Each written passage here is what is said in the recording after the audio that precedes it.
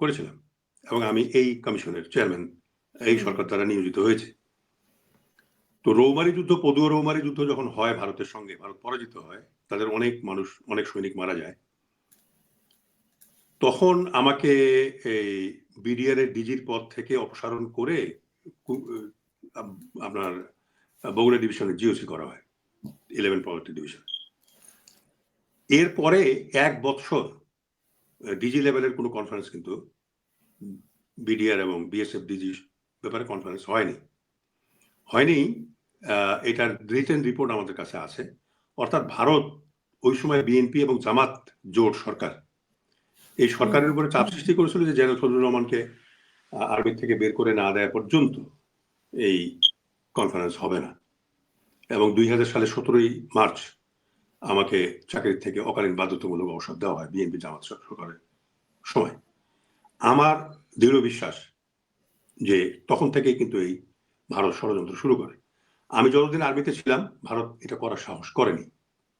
আমি বের হয়ে যাওয়ার পরেই কিন্তু এটা শুরু হয় এবং অ্যাক্টিভলি শুরু হয় 2008 সালে। 2008 সাল থেকে এটাকে অ্যাক্টিভলি শুরু হয় এবং দীর্ঘ 1 বছর ধরে এই ষড়যন্ত্র চলে। সিরিজ অফ মিটিং হয়েছে, সেখানে কনফারেন্স হয়েছে, বিদ্রোহী সৈনিকরা যারা এগুলো নিয়ে ষড়যন্ত্রের সঙ্গে জড়িত তারা ফজলুল করিম সেলিম সাহেবের বাসায় গেছেন, সাহারা খাতুনের সঙ্গে যোগাযোগ করেছেন, তাপসের ওখানে অফিসে যোগাযোগ করেছে। এই সমস্তগুলো 1 বছর ধরে চলছে। তারপর লিফলেট বের হয়েছে 21 তারিখে 2009 সালে। এগুলো পাওয়ার পরেও কিন্তু কোনো ব্যবস্থা ইন্টেলিজেন্স অর্গানাইজেশন তারাও করেনি। যিনি খোদ ডিজি ছিলেন জেনারেল শাকিল, উনিও কিন্তু এটাকে খুব একটা সিরিয়াসলি নেননি। তারপরে এই যে যেটা প্যারেড হলো বিডিআর এর ওই সময় টাটু শো করার জন্য বিভিন্ন জায়গা থেকে সৈনিকদেরকে আনা হয়েছিল, অফিসারদেরকে নিয়ে আসলো, ম্যান্ডেটরি যারা সেক্টর কমান্ডার তারা ওই সময় আসেন। তো এইখানে এই যে ষড়যন্ত্রগুলো হচ্ছে, এখানে আর ইস্যু আছে যে ওদের মানে ইউনিট এর বিজিবি বিডিআর এর, সেটাও কিন্তু এটা জেনেছিল, এরাও কম্প্রোমাইজ হয়ে গেছে, এরাও কিন্তু জেনে আর কিছু বলেনি। ডিজে ফাত্তারের কোনো খবর আসেনি, এনএসআর তরফ থেকে কোনো খবর দেওয়া হয়নি। ডিজি ওই সময় জেনারেল শাকিল ছিলেন, তিনি নিজেও লিফলেট পেয়েছেন, পেয়ে খুব একটা ব্যবস্থা গ্রহণ করা হয়নি। তিনি বলছেন যে আমি দরবার হবে, দরবারে আমি এই জিনিসগুলো ক্লিয়ার করব, যে যে গ্রেভান্স গুলো ছিল। কিন্তু ওখানে খুবই ন্যাক্কারজনক ভাষা ব্যবহার করা হয়েছে যে আমরা আর্মি অফিসার থেকে কুকুরের মতো তাড়াবো এখান থেকে। তারপরে এই যে বিডিআর এর যে প্যারেড হলো, এই প্যারেডটা 4 বার চেঞ্জ হয়েছে ডেট। আমিও ডিজি ছিলাম, আমরা এমএসপিএম যে আছে মিলিটারি সেক্রেটারি প্রাইম মিনিস্টার, তার সঙ্গে যোগাযোগ করে আমরা একটা স্লট নিয়ে নেই যে কোন দিন উনি ফ্রি, সেদিন আমরা ওই ডেটটা রাখি। কিন্তু এবার ওই সময় দেখা গেল 2009 সালে যে 4 বার ডেট চেঞ্জ হয়েছে, তারপরে ঘুরে এসে ওই প্রথম দিনই কিন্তু হয়েছে। তাহলে এখানে যথেষ্ট সন্দেহ করার কারণ আছে যে এটা একটা ষড়যন্ত্রের আভাস পাওয়া যায় এখানে, যে এটা ষড়যন্ত্র করা হয়েছিল এই জায়গায়। সেখান থেকে শুরু। একজন প্রশ্ন করেছে, নুরুল ইসলাম গোলাগুলিতে জড়িত ছিল, এটা সবাই জানে। সে শহীদ কিভাবে হলো আর মরণোত্তর শহীদ মর্যাদা কিভাবে পায়? 3 জন সৈনিক ঘটনায় জড়িত, নুরুল সহ তার ছেলে সাইফুল আওয়ামী লীগের সকল সুযোগ সুবিধা ভোগ করেছে। ফজলুর রহমান স্যারের কাছে প্রশ্ন। না, সরকার তো আওয়ামী লীগ সরকার বলেন আর বিএনপি সরকার বলেন, এই সরকারের সময় বা বিএনপি সরকার যে পরবর্তীতে আসছে, তখন কি সুখ সুবিধা নেয়নি? আপনি বলেন। একটা সরকার তো একেবারে সবকিছু না করে দিবে তা তো হয় না। এটা সরকারের রাজনীতিও হতে পারে। ইভেন যারা মানে 57 পরিবারের তো অনেকে সুযোগ সুবিধা ভোগ করেছে, এখন সেই অনুযায়ী তো সবাই করেছে, তারাও করেছে।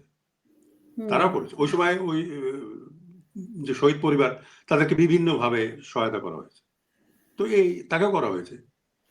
এটা এমন কিছু তো বিষয় নয়।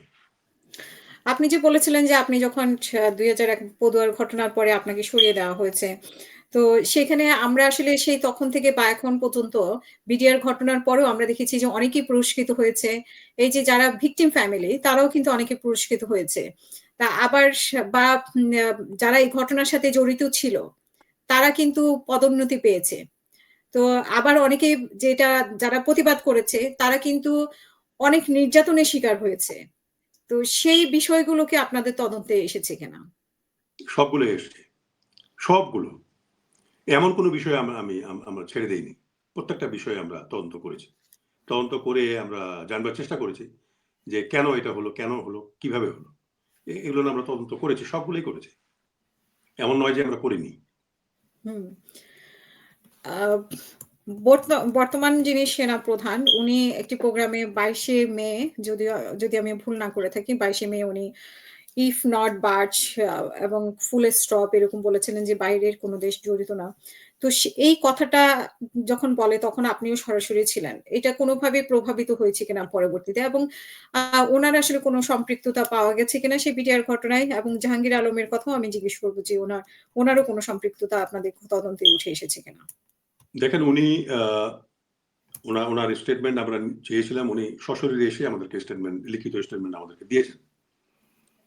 আ উনি ওই সময় একটা ইউনিটের সেকেন্ড ইন কমান্ড ছিলেন। আ এবং উনি একটা কোম্পানি নিয়ে ওই সময় ডিপ্লয়েড ছিলেন ওই জায়গায়। তো হুম, তার উপরে তার সিও ছিল, তার উপরে ব্রিগেড কমান্ডার ছিল।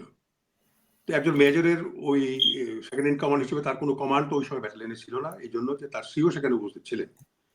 তো যার কমান্ড নাই তাকে আপনি কিভাবে জড়িত বলবেন?